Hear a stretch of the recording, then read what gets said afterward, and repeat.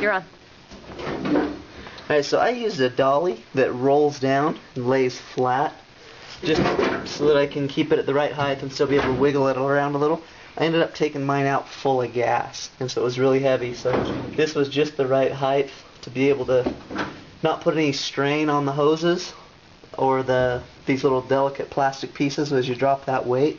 So put something that has some wheels under it if you have it, or otherwise just stack up a few 4x4s and some plywood on top so that it only drops down about 5 inches. That's enough for you to reach up on top, unhook your 2 connectors on the front side, and then some of this emissions control stuff on the back side.